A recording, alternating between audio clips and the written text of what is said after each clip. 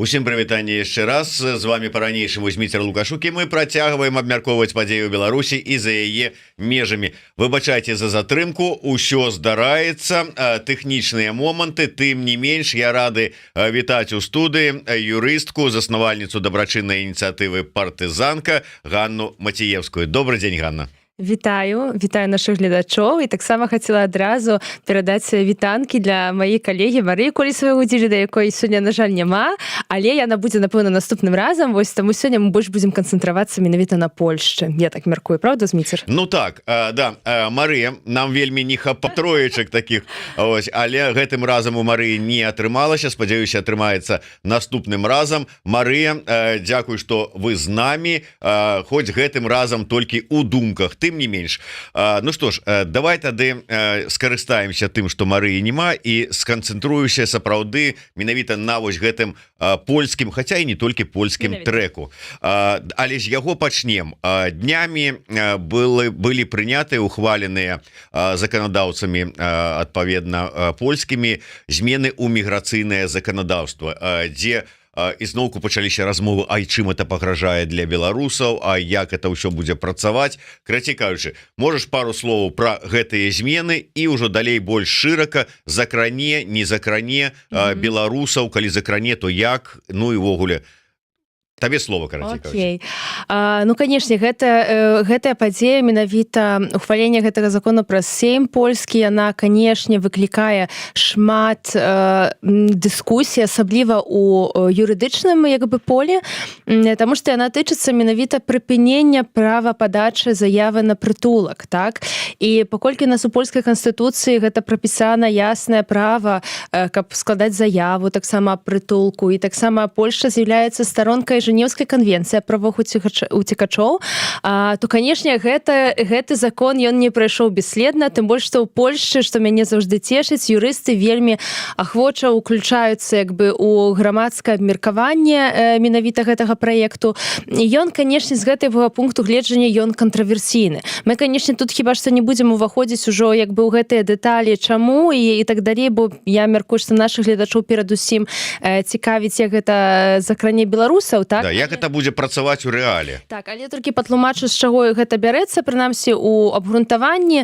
Ну, абгрунтаванне звязана менавіта з міграцыйным крызісам на беларуска-польскай мяжы, і ў сувязі з гэтым ёсць жаданне прыпыніць падачу заявак на прытулак. Ну, бо тады у людзей, якія падаюць гэтыя заявкі, няма адпаведна шанса, каб падаць заявку і легальна застацца, прынамсі на гэты час, пакуль разглядаецца заява дадзенага чалавека, без права таксама абскардзіць гэтую заяву, калі б рашэнне было б негатыўнае і так далей. Ну і, канешне, тут вялікі выклік быў таксама, пра які я яшчэ клапоцілася, калі былі думкі, ввогуле першая інфармацыя аб тым, што такое плануецца, бо на сустрэчах, канешне, з віцэ-міністрам і таксама з галавой польскай міграцыі, я асабіста, таксама Павел Латушка, падымалі гэтыя пытанні, якія тычацца менавіта, што з беларусамі. Ну вось, напрыклад, у гэтай хвалі я не хачу закранаць пытанне метанакіравана правоў чалавека і сітуацыі іншых мігрантаў, проста беларусаў. Вось што будзе, калі беларус, напрыклад, мусіць уцякаць з краіны, не можа выехаць легальна, бо яго, напрыклад, ёсць забарона на тое, каб выязджаць з краіны, прэвентыўны надзор і так далей. Яго няма шэнгенскай візы, банальна сама. Таксама. Там яшчэ, конечно, ёсць такія моманты, калі можна там зрабіць такі фінт ушамі. Тым не менш, ён не можа нават легальна ні ў якім аэрапорце, ні на якім пункце пропуску ён не можа ставіцца. І вось што з такімі людзьмі? Вось ім трэба бегчы, так? І такія выпадкі ёсць. Я памятаю, як у адных шлёпках, прабачце, у шортах бух пераплывалі авгусце. Жніўня, выбачайце, ў жніўні 2020 году. Вось, і таму пытанне рэзоннае. Ну і, канешне, тут трэба сказаць, што калі стандартова хтосьці не валодае вельмі так альбо юрыдычнай, альбо прынамсі польскай мовай, то калі глядзець тэкст закону, не бачыць там ніякага выключэння для беларусаў. Таму тое, што магло спужаць у першай рэакцыі, гэта, канешне, сітуацыя, а што з нашымі суайчыннікамі, так, каму патрэбна менавіта дапамога. Ну і тут, канешне, трэба ж ўсё ж такі больш дэталёва паглубіцца ў гэты тэкст, каб зразумець, што тут такі ёсць таксама фінт ушамі. Бо гэты закон, ён уводзіць такое паняцце інструменталізацыі, то бок такіх дзеянняў краіны, якая накіравана менавіта на вось нелегальнае перакрочванне граніцы, і вось гэтая краіна, там не сказано, што гэта Беларусь, то бок у тэорыі гэта можа быць іншая краіна, якая гранічыць з Польшчай і з'яўляецца таксама гранічыць у такой граніцы еўразвязу, умоўна кажучы, так? Але тым не менш, ну, зразумела, што вы як бы фактычна гэта, канешне ж, тычыцца Беларусі, вось. І там ёсць менавіта ў гэтым законе выключэнне, якое кажа аб тым, што грамадзяне той краіны, якая менавіта прымяняе гэту інструменталізацыю, так называе гэтае дзеянне, гэты законапраект, менавіта яны не уваходзяць у катэгорыю асобаў, якім замаронена вось складанне такіх заяваў. То бок нават калі было уведзена гэтая спецыяльная мера аб прыпыненні права на прытулак, то беларусы ўсё роўна не будуць у яе ўваходзіць. Яны часам могуць спаўняць і іншыя крытэрыі, бо там ёсць, напрыклад, таксама выключэнні для цяжарных кабет альбо для дзяцей, якія знаходзяцца без апекі, так, то бок без сваіх законных прадстаўнікоў, напрыклад, бацькоў, так. То бок ёсць выключэнні, і вось беларусы менавіта так крышачку віцеявата, але вось пазначаны ў гэтым законе. То бок пра іх па сутнасці, калі можна так казаць, аўтары законапраектаў памяталі ў гэтым выпадку з адным але. Гэта не будзе тычыцца сітуацыі, калі Беларусь перакрочвае граніцу, менавіта і спатрэбілася польскай памежнай службе скарыстацца нейкім ваоружэннем, нейкім як бы супраціў быў аказаны і так далей, і ён рабіў гэта ў групе асобаў.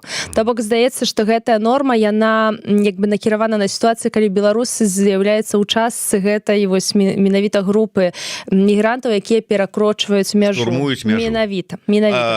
Ганна, одно удакладненне. А калі вось гэта не такая шматнацыянальная група тых людзей, якія спрабуюць так вот штурмаваць і перакрочыць мяжу, а калі гэта выключна грамадзяне Беларусі? То тут таксама будзе прымяняць. Добра, вельмі пытанне. Мне падабаецца, Зміцер, як вы аналізуеце закон, вельмі добра. Потому что я разумею, што гэты закон скіраваны найперш супраць вось гэтых нелегальных мігрантаў, якія праз беларуска-польскую мяжу пераходзяць, але прыляцелі ў Беларусь там з якой-нибудь Сірыі, Лівана, не ведаю, з любых там іншых краін, Пакістана, Таджикістана, але вот беларусаў не тычыцца. Але калі беларусы у групе, так. Ну, то тут будуць тыя ж самыя крытэрыі, то бок гэта мусіць быць, то бок будзе горшая сітуацыя чалавека, які перакрочвае, напэўна, у групе, і там, дзе будуць нейкія, можа, супрацівы і так далей. То бок я не даю рэкамендацыі па нелегальным перакрочванні мяжы, але просто ацэньваю сітуацыю, што, канешне, сітуацыя, калі гэта будзе адзіночнае перакрочванне мяжы, яна больш адназначная, ніж у выпадку, калі гэта будзе група асобы. А група это колькі? А група это 2 і больш. Ось як мы з вами, Зміцер. Альбо 3, калі б до нас залучилася б Марыя. Вось, таму, канешне, вось тут ёсць такое. Але тут таксама трэба пазначыць, што гэта пакуль што законапраект. Нават калі, умоўна кажучы, ён праз месяц увойдзе ў законную сілу, гэта яшчэ не пазначае, што ўжо ад гэтага моманту будуць прымяняцца гэтыя меры. Гэта толькі такая база, умоўна кажучы, для таго, каб потым Савет міністраў польскі мог увесці гэтыя спецыяльныя меры. То бок сам закон яшчэ не уводзіць гэтае прыпыненне права на прытулак, а вось ён увядзе толькі дасць падставу для Савета міністраў. Менавіта. І ўжо потым Савет міністраў будзе вырашаць менавіта такія дадатковыя кампетэнцыі для Савета міністраў. Умоўна кажучы, калі раптам, то есть вот закон ухвалены, ён ёсць, але ён как бы не прымяняецца, але калі раптам паўтараецца сітуацыя міграцыйнага шантажу 21 года, то рашэннем там Савета міністраў і ўвялі. Менавіта. І гэта, магчыма, будзе весці часова на тэрмін да 60 дзён з магчымасцю яго падаўжэння праз рашэнне Сейму, менавіта таксама на яшчэ дадатковыя 60 дзён. І тым не менш, тут таксама ёсць пытанне. Ну вось добра, напрыклад, скончыцца гэтыя 60 дзён. І яшчэ, нават калі падоўжыць Сейм таксама 60 дзён, ну вось скончыўся тэрмін. Ну але ніхто не кажа колькі разоў можна гэта прымяняць яшчэ раз, так? То бок па сутнасці можна зрабіць дзенёк паўзы, як гэта кажуць, каб было менавіта прыпыненне тэхнічнае і аднова прымяняць гэтае часовае прыпыненне права на прытулак. Ну і канешне ж гэта так можа хваляваць, не ведаю як бы якая мэта, здаецца проста мэта ў тым, каб паказаць менавіта мігрантам, што не будуць прымаць заяўкі, што гэта часовасць менавіта спэўніць гэтыя мэты, каб людзі не перакрочвалі мяжы, але тым не менш вось такі вось наш новы закон. Давай как бы подвядзем такі вынік. Умоўна кажучы, нават калі гэты закон ухвалены і наступіць такая падстава для того, каб Савет міністраў яго увёў у жыццё, то грамадзянін Беларусі там з беларускім пашпартам, там пацверджаннем, што ён з Беларусі, калі ён ідзе адзін, нелегальна, уцякаючы ад пераследу лукашэнкаўскімі карнікамі, то ён пад дзеянне гэтага закона не трапляе. Не трапляе, хіба што ён там менавіта мусіць быць затрыманы праз супраціў, бо мусіць быць прыменена оружие ці нейкія іншыя рэчы. Ну, як вот супраціў? Рэальная сітуацыя. Ну, чалавек бяжыць, там зараз плот стаіць, гэты металічны на мяжы. Ён лезе праз гэты плот, яго бачыць польскі страж гранічны і кажа: стой, стреляць буду. Ён кажа: а куды ж я буду стаяць, мне трэба ўцячы, бо там он ззаду гэбісты лукашэнкаўскія стаяць. І што рабіць? Не, ну трэба, канешне, папярэдзіць, што перадусім я правіла, каб, канешне, в такіх сітуацыях трэба абавязкова зрабіць акцэнт на тое, чым грамадзянінам з'яўляецца чалавек, так? Бо гэта, калі, напрыклад, ёсць нейкія ацэначныя крытэрыі ў сувязі, там, бо там яшчэ выключэнне, тыпу, што няма ніякіх сумнёваў, што чалавек бяжыць ад рэпрэсіі і так далей, то гэта ацэначнае. А закон прадугледжвае менавіта звальненне, ну, тэхнічна для грамадзян Беларусі. Трэба паведаміць, што гэта грамадзянін Беларусі, што ён хоча скласці заяву на міжнародную ахову. Гэта па-польскі называецца охорона міжнародова. Так, пра гэта можна казаць, пра гэта трэба казаць, так, і напэўна не аказваць ніякага супраціву, патлумачыць сітуацыю і так далей. То бок, канешне, трэба выходзіць на кантакт і не рабіць ніякіх, ведаеце, там дзеянняў, якія маглі бы палохаць ці вызываць нейкую адпаведную рэакцыю паміжных службаў, бо яны бачылі бы гэтым пагрозу нейкую вось. І калі вот толькі пачалося, ну, з'явілася інфармацыя пра вось гэтую законапраект, эту ініцыятыву, адразу чамусьці пачалі гаварыць пра тое, што вось тыя беларусы, якія на сёння знаходзяцца у Польшчы ўжо, ну, я не ведаю, там на карце пабыту, там, ну, легальна, але не падаваліся ні на якую вось такую атрыманне міжнароднай дапамогі, міжнароднай абароны і гэтак далей, але час мяняецца, людзі думаюць, што раптам вот трэба. І тут зараз такая інфармацыя, такія: ну ўсё, позна, што рабіць? Ну, здаецца, але гэта я толькі кажу здаецца, бо не зразумела яшчэ, як будзе да гэтага падыходзіць Савет міністраў, бо я таксама пра гэта думала, як гэта будзе тычыцца, ну, напрыклад, складання нават унёскаў у аэрапорце, напрыклад, пры ўездзе ў краіну. І здаецца, што прынамсі літаральная вось гэтая як бы інтэрпрэтацыя закону, яна тычыцца ўсё ж такі знешніх граніц, хаця трэба пазначыць, што знешнія граніцы гэта таксама можа быць граніцы аэрапорта, калі ты выязджаеш, напрыклад, з Грузіі у Польшчу, так, это таксама знешняя граніца тэхнічна. Вось еўразвяза і іншых не краін еўразвязу, вось трэціх краін так званых.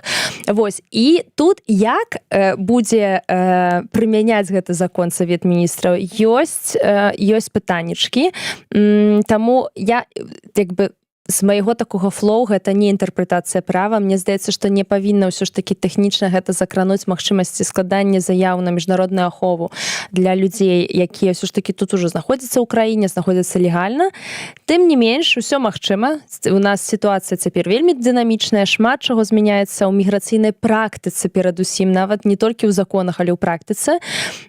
Таму здаецца, што як бы што гэта не павінна закрануць такой катэгорыі беларусаў, тым не менш усё можа здарыцца, таму як будзе таксама тэрытарыяльна прымяняць гэты закон Савет Міністраў, гэта таксама пытанне. Ці гэта, напрыклад, будзе тычыцца толькі паласы, напрыклад, на межы Беларусі і Польшчы, ці ўсё ж таки гэта будзе закране, напрыклад, усю краіну, мы гэтага не ведаем, прынамсі. Таму як бы тут будзе шмат залежыць ад таго, якое будзе рашэнне менавіта як бы Савета Міністраў. Тым не менш, як бы беларусы і так не пападаюць у гэтую катэгорыю, таму як бы уявіць сабе, што, напрыклад, тэхнічна прыходзячы у, напрыклад, у нейкі пункт гранічны ў Варшаве, напрыклад, што памежнай службе трэба будзе прымяніць аружие, што гэта будзе нейкая захоп, як бы нейкая спроба супраціву і так далей, гэта цяжка сабе уявіць, каб гэты закон такім чынам мог прымяняцца. Таму я мяркую, што гэта ўсё ж такі на 99% гэта будзе толькі тычыцца менавіта вось гэтага пасу. Вось, але нават калі б гэта закранула бы большую частку, то ўсё ж такі для беларусаў надалей будзе працаваць гэтае выключэнне. Таму тут беларусы не знаходзяцца ў зоне рызыка, якая вялікая будзе частка закранута ці не. Але здаецца, як бы загулам як бы абгрунтаванне закону і таксама гэтай геапалітычнай цяперашняй сітуацыі, што гэта ўсё ж такі павінна тычыцца пасу вось гэтага прыгранічнага. Але паглядзім, пажывем увидзім, як гэта кажуць. Ну вось просто твоё меркаванне, як чалавека, які даўно працуе з польскім заканадаўствам, ведае яго, ну і ўвогуле як это працуе ўвогуле сістэма. На фоне апошніх дзеянняў, на фоне вот гэтых закона ініцыятыў, як ты лічыш, я разумею, што цалкам, скажем, там ануляваць саму магчымасць атрымання міжнароднай абароны Польша не будзе. Ну таму што это будзе супярэчыць дамоўленасцям усяму астатняму заканадаўству. Але неяк абмежаваць, неяк больш жорсткім зрабіць, можа нейкі такі больш выбарачныя нейкі падыход, наколькі рэальна, што ў дачыненні да беларусаў, мы гаворым пра беларусаў найперш, да беларусаў будзе змяняцца так, вот скажем, там прымяненне гэтай магчымасці. І будзе, і ёсць нават. Ёсць тры, хіба што асноўныя такія напрамкі, якія непасрэдна датычацца беларусаў, і у іх бачна пагаршэнне менавіта сітуацыі. Не хочу сказаць, што заўжды міграцыйнай палітыкі, але тым ж пагаршэнне сітуацыі, можа так, у міграцыйным праве для беларусаў. Першы, вось гэта ён нават знаходзіцца як бы ў гэтым новым законе, гэта тычыцца сітуацыі, калі можна пазбавіць кожнага, не толькі беларуса, але беларусы таксама з'яўляюцца атрымальнікам міжнароднай аховы. Я гэта патлумачу. Другі трэк, ён тычыцца непасрэдна доказнай базы і працэдуры ўвогуле, як сабе паводзяць таксама ў працэдуры беларусы. І трэці трэк, які вельмі цяпер моцна закрануў беларусаў перадусім у сувязі таксама з візавай сітуацыяй і абмежаваннямі, гэта менавіта дублінскае пагадненне. Вось, і там можа коротенька пра кожны з іх. Да, давай коротенька. Можна я пачну з каментара? Так, я калі яго прачытаў, я падумаў, што гэта, ну, как бы вельмі мала падобна да праўды. Але зараз вось паслухаўшы апошняе вось твоё выказванне, я падумаў, можа сапраўды это рэчаіснасць сённяшняя наша. Человек пишет: мне на Таборовой 33, ну 32, по-моему, адрес. 33. Имея документы притеснения в Беларуси, отказали. В Беларуси, мол, все хорошо. Что мне делать? Какие у меня варианты? Паспорт закончился и Дублинское соглашение. Короче, накручено ўсяго, але тым не менш, наколькі гэта верагодна сёння такое, што вот у чалавека ёсць дакументы, якія пацвярджаюць факт пераследу палітычнага, я так разумею, пераследу у Беларусі, і яму сказалі, ну, знаешь, гэта мы прывыклі чуць, што там у Швецыі дзесьці там думаюць, што у Беларусі ўсё хорошо, нават у Нямецчыне часам там міграцыйныя службы лічаць, што ў Беларусі ўжо ўсё закончылася, но ў Польшчы тут же ж как-то людзі больш у сітуацыі. Тут трэба было б удакладніць, але буду просто базаваць на маім адчуванні і досведзе размовы з людзьмі. Я мяркую, што тут, магчыма, паколькі чалавек піша пра дублінскае пагадненне, мяркую, што менавіта да яго застасавалі менавіта дублінскае пагадненне. Каб разумець, дублінскае пагадненне не кажа пра тое, ці вы заслугоўваеце, ці не заслугоўваеце на прытулак. Дублінскае пагадненне ўвогуле Польшча тады не разглядае, ці вам патрэбен прытулак, ці не, якія рэпрэсіі, моцныя, слабыя, дастатковыя, недастатковыя.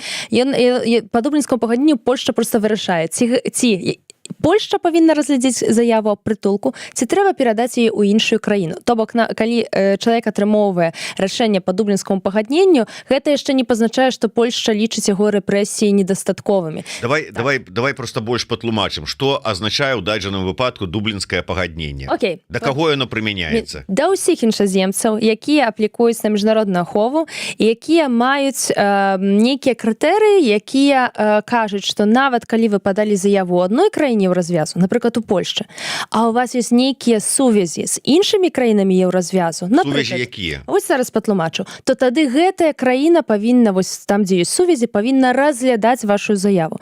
У практыцы, каб вас ведаць таксама і гэтымі юрыдычнымі тэрмінамі там не закідваць, у практыцы найчасцей гэта тычыцца атрымання візы ці карты побыту іншай краіны еўразвязу. То есть умоўна, калі я атрымаў літоўскую візу, а прыехаў у Польшу і падаў заяву, то мне могуць сказаць, у цябе літоўская віза, едзь у Літву і падавайся там. Менавіта, ты крышку толькі тэхнічна іншы момент, то бок чалавек заходзіцца ў Польшчы, Польшча выдае яму рашэнне, што трэба перанакіраваць справу ў Літву, Польшча запэўнівае транспарт, дае дазвол на тое, каб перакрочыць мяжу, і перадаецца справа з Польшчы да Літвы, так? То бок гэта фармальная перадача справы, то бок з дакументацыяй і так далей, то бок Літва атрымоўвае, Польшча таксама накіроўвае такі запыт да таго, як прыняць такое рашэнне, ці Літва гатовая прыняць гэтага чалавека.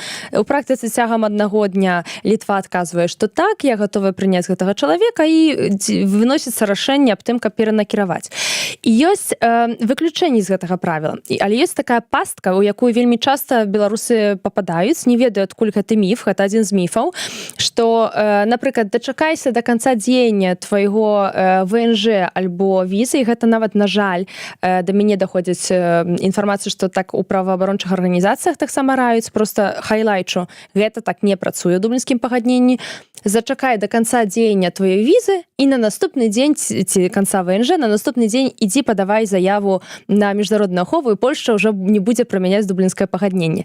Не, гэта, на жаль, так не працуе, таму што яшчэ ёсць прывязка 6 месяцаў пасля сканчэння візы і аж 2 гады пасля сканчэння віду на жыхарства да гэтай краіны, хіба што чалавек з'ехаў у іншую краіну еўразвязу пасля тэрміну дзеяння візы ці карты побыту. То бок гэта такая пастка, што часам людзі, напрыклад, сёння скончваецца літоўская віза, чалавек прыехаў яшчэ легальна ў Польшчу, яна скончылася ўжо на тэрыторыі Польшчы, і на наступны дзень ён пайшоў на Табарова 33. На жаль, гэта так не спрацуе. Таму тут ёсць менавіта такі дадатковы аспект. Таму лічу, што ў гэтай сітуацыі, якая была опісаная... тут дакладняе чалавек, што піша, што нет, ко мне не прыменялась Дублін, у меня 2 візы 21, і я в Польше. Не ведаю, что такое візы 21, но... Гуманітарныя. А гэта таксама адзін з прыкладаў. Калі бывае так, што людзі маюць некалькі візаў, альбо нават некалькі відаў на жыхарства краіны еўразвязу, і там таксама ёсць крытэрыі, якія апределяюць то, якая краіна будзе абавязана. Ці краіна менавіта звязаная з, напрыклад, якой даўжэйшая віза, ці даўжэйшы тэрмін дзеяння, то бок наколькі дзён яна таксама выдана і так далей. То бок таксама ёсць іерархія, калі ёсць некалькі віз, альбо ёсць картка побыту і віза, то тады, напрыклад, картка побыту гэтай краіне будзе менавіта перамагаць. Таму ў гэтым выпадку тут трэба было б таксама удакладніць, але нават калі гэта адмоўнае рашэнне, то скажу па міжнароднай ахове, то скажу, што так, гэтых рашэнняў становіцца больш. Цяжка ацаніць, ці усе яны звязаныя, напрыклад, менавіта з больш такім, ведаеце, вышэйшым падыходам да доказнай базы. Бо мне здаецца, з таго, што я бачу агулам у чаціках розных і так далей. Часам людзі таксама хочуць скарыстацца дзесьці простой легалізацыйнай сцежкай менавіта. Таму цяжка ацаніць сярод гэтага вышэйшага працэнту адмоваў, ці гэта звязана з тым, што проста Польшча прымяняе больш высокія крытэрыі, ці проста ёсць людзі, якія хочуць скарыстацца дадатковай магчымасцю, не дурыць сабе, умоўна кажучы, галавы эканамічнымі ВНЖ тыпу працоўны, тыпу бізнесовы і так далей. Пойдзем на міжнародную ахову, там усё проста, там легалізацыя бестэрміновая, то навошта нам гэтыя пакеты дакументаў, праца і так далей. Такія выпадкі таксама ёсць, і я мяркую, што яны таксама ўплываюць на статыстыку, але агулам, пераходзячы таксама да другога крытэрыя, менавіта акрамя Дубліну, бачна тое, што нашмат больш дэталёва падыходзіць польская міграцыя да аналізу матэрыялаў справы. Каб проста параўнаць, напрыклад, стан са жніўня 20-го, калі людзі проста бежалі і так далей, то тады нават часам было дастаткова заявы чалавека, які казаў, можа, часам аднаго фотаздымку, які казаў пра тое, што мне пагражае небяспека, я ўцёк ад рэжыму, я баюся і так далей. І гэта быў стан 20-21 год. Цяпер уже такога, я не хачу казаць, што напэўна, бо ніколі не кажы напэўна, як юрыст, але з вялікай дозай праўдападабенства гэтага будзе недастаткова. То бок гэта пазначае, што больш высокія менавіта крытэрыі доказаў, што менавіта ў Беларусі пагражае чалавеку небяспека. Нават калі ёсць такія устныя прыслухоўванні для беларусаў, то бачна, што вельмі дэталёва распрошваюць. Таксама пытаюцца, напрыклад, пра адрасы, дзе вы хаваліся, напрыклад. Вось мяне недавно кліента спрашивалі, а як гэта так, што вы уцікалі ад пратэстаў і схаваліся ў рэстаране ў Макдональдсе, так? А колькі вы сядзелі ў гэтым туалеце? А як гэта так, вы што, вельмі хутка бегаеце і так далей? Такія даволі пытанні з падкавыркай, так? Вось, то бок бачна, што спрабуюць таксама вылавіць з тых людзей, якія проста, можа, сачыняюць нейкія гісторыі, звязаныя з рэпрэсіямі, і больш так дэталёва ставяцца да ацэнкі менавіта такіх доказаў. І адным з такіх таксама папулярных крытэрыяў, на якія звяртаюцца вось увагу ў рашэннях, бачыла негатыўныя рашэнні.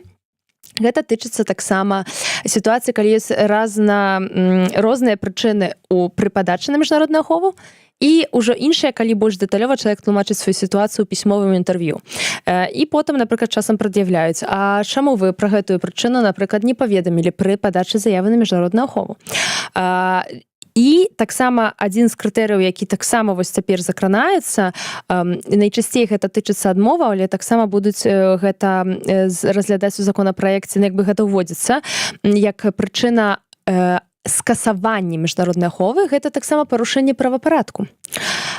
Цяпер уже, напрыклад, бачыла, што адным з крытэрыяў, і ўжо гэта было раней, тычылася менавіта таго, што чалавек парушае польскі закон, напрыклад, за крадзежы, за грабежы і так далей. Вот это той першы пункт, які ты адзначыла, вот, што змены нават у гэтым заканадаўстве прапісаны. Менавіта, так. То бок цяпер, канешне, то бок адна старонка медалю гэта адмова ў працэсе, то бок мы вам не дадзім міжнародную ахову.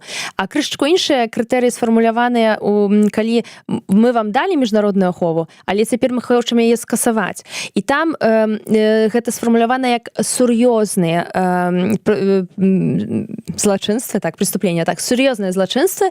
Вось, і, канешне ж, пытанне, што пазначае сур'ёзныя злачынствы, так? Бо мы маем паняцце ў крымінальным кодексе як бы злачынства, але сур'ёзнае злачынства, што гэта будзе пазначаць. Але бачачы як бы агулам тэндэнцыю па эканамічных мігрантах, мне здаецца, што гэта перадусім будзе тычыцца разбояў. Вось, бачна, што таксама выдаюць рашэнні аб дэпартацыі з Польшы, калі чалавек удзельнічаў у перавозе мігрантаў. То бок, мне здаецца, гэта пакуль што маё такое адчуванне, гэта нема на гэта практыкі, бо гэта толькі ўводзіцца ў закон, што вось менавіта такія тыпы, бо яны даволі папулярныя, і пра іх кажуць, што такія тыпы злачынства могуць быць. Ну і, канешне, абарот наркотикаў, які з'яўляецца як бы таксама даволі папулярным, таксама маем справы крымінальныя, калі людзі маюць з сабою проста шмат наркотычных сродкаў.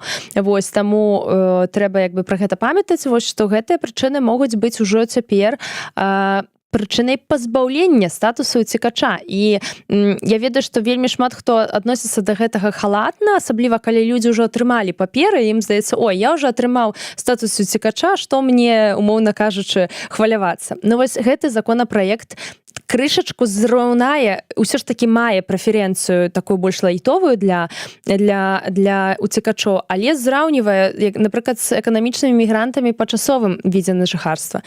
І ёсць таксама такое адно но, Бо калі, напрыклад, у іншаземцаў ёсць пастаянны від на жыхарства, то выдаючы рашэнне, звязанае вось менавіта з парушэннем правапарадку, бярэцца пад увагу шмат фактараў. Напрыклад, колькі чалавек жыве ў Польшчы, напрыклад, ці ён мае сям'ю і там іншыя фактары, то ў дадзеным выпадку, калі мы кажам пра пазбаўленне міжнароднай аховы, пра злачынствы, няма ўжо гэтых дадатковых рэчаў, на якія можна было б менавіта спасылацца, чаму чалавеку не павінны касаваць міжнародную ахову. Таму вось так, у гэтых трох напрамках я менавіта бачу, што ёсць гэтае пагаршэнне. Вось як са зменай закона гэта больш на будучыню, а са зменай практыкі гэта, то бок доказнай базы і Дубліну, гэта ўжо існуе, вось як наш глядач менавіта напісаў у каментарах, то гэта ўжо ёсць.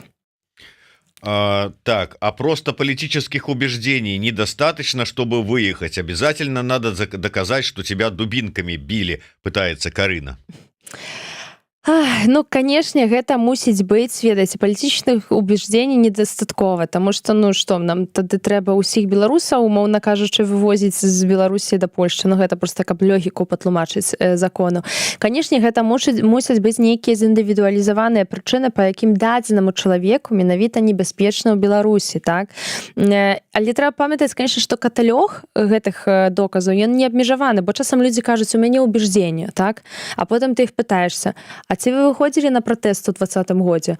Так, выходзіў. А ці вы бралі тэлефон з сабой на пратэсты? Так, браў. А ці вы нешта публікавалі? Ну так, публікаваў. Праўда, я потым скасаваў, але публікаваў, так? І потым дапытваю, а ці вы рабілі нейкія там, напрыклад, данаты на экстрэмісцкія фарміраванні, так? І аказваецца, што як бы у чалавека ёсць сапраўды цэлы комплекс прычынаў, толькі ён часам гэта кажа, што я не згодны з уладай, так? То бок, каб таксама было зразумела, у Польшчы няма патрабавання, каб на вас была заведзеная крымінальная справа, напрыклад, так? Каб вы былі арыштаваныя і каб, не ведаю, адміністратыўка была нейкая і так далей. Але калі у вас... Каб дубінкамі пабілі. Менавіта, не дай Божа, канешне, бо гэта ж страшна насамрэч. Але тым не менш трэба даводзіць, што нават калі, прабачце, зацытую, вас дубінкамі не пабілі, так? Што вам пагражае ў краіне небяспека. А можа вы там каментарылі вельмі актыўна, напрыклад, пад пастамі Зміцера Лукашука, напрыклад. Да, як мы добра ведаем, і ў Польшчы ўжо таксама добра ведаюць, асабліва людзі, якія працуюць з такімі палітычнымі кейсамі ў міграцыйнай службе на той же самай Табаровай, што каментары, лайки могуць прывесці і ў турму беларусаў. Менавіта. Але ты не ж, вы кажаце, што ведаюць. Я паспорыла таксама. Я заўжды яшчэ даводжу канкрэтныя так званыя кейс-стадыі, таму што часам, ведаеце, нейкія рэчы таксама трэба памятаць у гэтых усіх працэсах. Тое, што нам, беларусам, здаецца, ну гэта ж для ўсіх зразумела, тыпу, што каментаваць пад пастом дзесьці экстрэмісцкага фарміравання, гэта ўжо пападос на патэнцыйную там крыміналачку і так далей, так? Альбо, прынамсі, нейкую адміністрацыйную справу. То, напрыклад, не заўжды гэта для чыноўніка ясна, таму варта паклапоціцца таксама пра сваю справу, каб павялічыць шанец на яе добры разгляд. Вось гэта можна рабіць самастойна, гэта можна рабіць таксама з дапамогай праваабарончых арганізацый. Вось, напрыклад, можна ў партызанку таксама звярнуцца з дапамогай. Можна рабіць таксама гэта з дапамогай юрыста, так? Толькі вельмі прашу звяртаць увагу, глядзіце, калі ласка, на тое, з кім вы працуеце, таму што шмат тых, хто кажа, што з'яўляецца юрыстам, сапраўды не з'яўляецца юрыстам у польскай, як бы у Польшчы такое ёсць легалізацыйныя канторы, мы гэта часам называем. Вось, і гэта вельмі важна, бо, на жаль, да мяне звяртаюцца людзі часам з інфармацыяй, што вось гэта быў наша давераная асоба, ёй уручылі негатыўнае рашэнне, я толькі даведалася 2 месяцы таму назад. Што мне рабіць? Я кажу, на жаль, я ўжо нічога не магу зрабіць, як бы я ўжо нават як польскі юрыст, там гэта будзе адвакат, не адвакат, уже не важна, бо чалавек ужо знаходіцца на тэрыторыі краіны. Нелегальна, так, гэта ўжо патэнцыйнае пытанне дэпартацыі, патэнцыйнае таксама нават пры складанні заявы на міжнародную ахову пытанне лагера зачыненага тыпу і так далей. То бок тут вось ёсць такія ўжо нюансікі, на жаль. Таму клапоцьцеся, калі ласка, пра сваю справу і звяртайцеся па дапамогу. З Дублінам таксама, насамрэч, можна працаваць. Вось, не тое, што рэклама, але можна працаваць, там ёсць выключэнні, але, канешне, яны не падыходзяць да ўсіх сітуацый, таму трэба заўжды аналізаваць як бы кейс-бай-кейс, ці у вас ёсць магчымасць спасылацца на Польшчу пры разглядзе справы. гэта быў такі намёк на тое, што варта падказаць людзям, куды звяртацца гарантавана, што гэта бяспечна будзе, ну у сэнсе, што там не будуць нейкія махляры, а людзі, якія дасведчаныя і вам дапамогуць. Гэта партызанка, і я папрашу, каб далі спасылачку на сацыяльныя сеткі партызанкі, праз якія можна звязацца з юрыстамі, дасведчанымі людзьмі, каб оказали необходную допомогу. Вот Карина пишет: вы лучше человеку помогите выехать ближе к делу. Ну, а коли выехать менавіта человеку терминова трэба, то гэта байсол ёсць. Ёсць у іх служба эвакуацыі, і яны дапамогуць выехаць, калі вось гэта тэрмінова неабходна. Потым, калі вы выехалі, калі вы апынуліся на тэрыторыі Польшчы, то і вам патрэбна дапамога ў легалізацыі. Гэта вось да партызанкі, да іншых нейкіх структураў, але правераных структураў, якія ўжо даказалі тое, што яны сапраўды годныя і можна давяраць, можна звярнуцца па дапамогу, каб дапамаглі скласці дакументы, заяўкі, анкеты. Раней, бо нават калі ўжо вы просто не знаходзіцеся на тэрыторыі Беларусі, напрыклад, часам эвакуацыя адбываецца ж праз Грузію, напрыклад, так, то ўжо можна бяспечна да нас звярнуцца. У нас, прынамсі, звароты ўсе ананімныя, то бок вам ніхто ад вас не пытаецца, умоўна кажучы, нейкіх індывідуальных дадзеных, калі вы сабе не адчуваеце з гэтым добра, то бок вы можете спакойна звярнуцца, не перадаючы ці ў Беларусі, ці ў Грузіі, гэта ўжо залежыць ад вашай сферы камфорту, і ўсе інфармацыі ад нас вы таксама атрымаеце менавіта, таму што ўсё ж такі трэба ўзяць пад увагу, што эвакуацыя тэхнічна гэта адно, але складзенне заявы, напрыклад, на граніцы часам з'яўляецца часткай эвакуацыі, так, заявы аб міжнароднай аховы, і ўжо там трэба быць падрыхтаванымі, так? То бок часам варта разглядзець таксама менавіта зварот па эвакуацыю, як бы ў сэнсе тэхнічным эвакуацыю, але таксама адначасова ў паралелі звярнуцца па дапамогу. Вы можете таксама казаць, мы ж усё ж такі усе як бы кантактуем адзін з другім, гэтым мы неаднакротна дапамагалі тым, каго, напрыклад, тэхнічна эвакуаваў, напрыклад, байсол, а мы ўжо кансультавалі менавіта па польскаму заканадаўству. Як бы таму не турбуйцеся, звяртайцеся, ім хутчэй вы звярнецеся, тым найчасцей можна пазбегнуць нейкіх такіх дэталёў, нейкіх такіх памылак, прынамсі, вось у практыцы.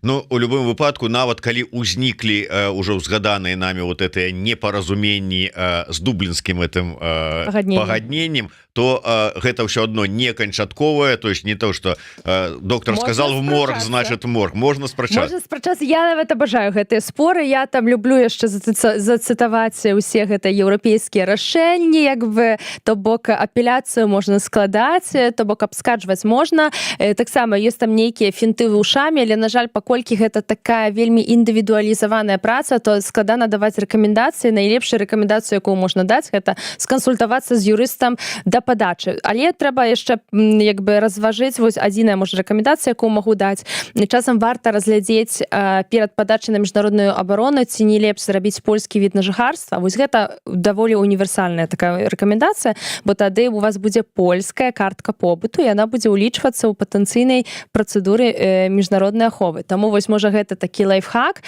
бо шмат хто, напрыклад, не думаў, бо гэта таксама неяк так, як гром з яснага неба для беларусаў было. Ніхто ж не казаў, што зменіцца менавіта практыкай, што Польшча будзе ўжо прымяняць гэты Дублін. Бо так, можа, шмат бы хто бы разглядзеў бы, напрыклад, каб з літоўскім відам на жыхарства ці з літоўскай візай зрабіць менавіта перш за ўсё польскі від на жыхарства, напрыклад, па працы, а потым, напрыклад, складаць заяву на міжнародную абарону. Бо гэта, напрыклад, можа вырашыць пытанне менавіта Дубліну і патэнцыйнага стрэсу. Вось.